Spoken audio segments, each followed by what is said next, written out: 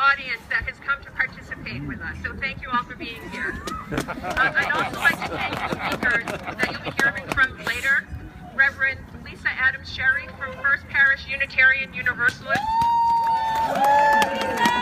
and Reverend Leanne Waite from United Church of Christ in Norwell.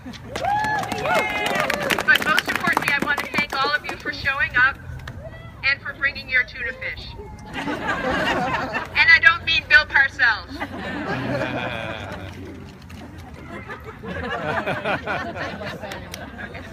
Okay, so let's just get this straight. We are a nation of immigrants.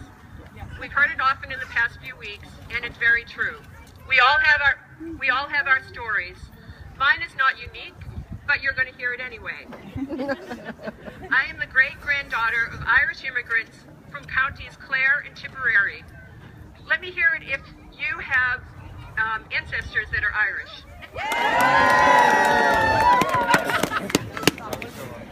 My grandmother was conceived in Ireland, but she was born in Connecticut. My grandfather's family fled Ireland during the potato famine, and my great-great-uncle was a first-generation American and, unfortunately, the first Quincy, Massachusetts Civil War casualty. How's that for being patriotic? I'm also the great-granddaughter of French-Canadian immigrants who settled in New Bedford. Do we have anybody from the New Bedford area here? English was their second language. They labored in the textile industry. My great-uncle opened a wallpaper store. Does anyone else come from immigrants who spoke different languages? Woo! Does anyone else come from families that were laborers? Yeah. Anyone else whose family, or maybe yourself, opened a small business?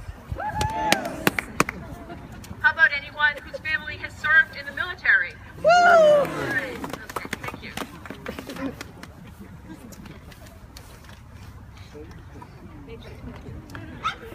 So, I think we can establish that those that arrived before us have sustained and defended our country, and those who come in the future will do the same. So today, we're here to show up, stand up, and speak up in support of immigrants, refugees, and particularly our Muslim friends, neighbors, and fellow humans. So let's talk about showing up. We are showing up. We could have stayed home, but we're here on a busy Sunday in this small, beautiful town of Norwell. Many of you have shown up at rallies in big cities.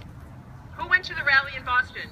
Who went to the rally in D.C.?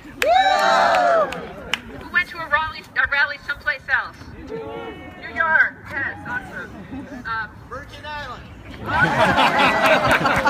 Okay, where else? Where else did anyone go? Austin, Texas. Philadelphia.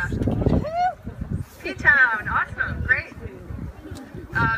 And I think those large gatherings have been powerful, but I find this powerful too. And I find it meaningful, and I find it very, very important. We are showing up together in this pastoral town in our beautiful, kind, and strong country. We're showing up to join hands, hearts, and to share our passion, our sense of rightness, our love, and absolutely our hope for this country. We're also standing up. It takes courage to stand up against executive orders, against travel bans, and against Muslim registries. In 1620, only 20 miles south of here, people came to escape religious persecution under very, very treacherous conditions. Our First Amendment ensures religious freedom. Muslim ban? I don't think so. Yeah. Muslim registry? No. No! All right. There is a lot of work to do. By assembling today, we are absolutely standing up. And most importantly, we are speaking up. By writing letters, calling legislators, yes, but also by talking to our friends, families, neighbors, encouraging them to stay hopeful, to act and to speak out against injustice. I'd like to share with you a quote from Robert Kennedy from a speech he delivered in June 1966 at the University of Cape Town in South Africa, at the height of apartheid.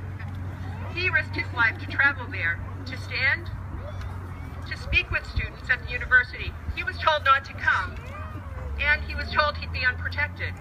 But he showed up, and here's what he said.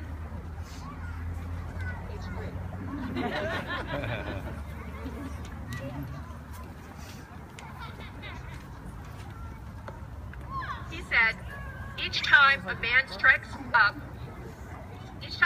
stands up for an ideal, or acts to improve the lot of others, or strikes out against injustice, he sends forth a tiny ripple of hope, and crossing each other from millions of different centers of energy and daring, those ripples build a current which can sweep down the mightiest walls of oppression.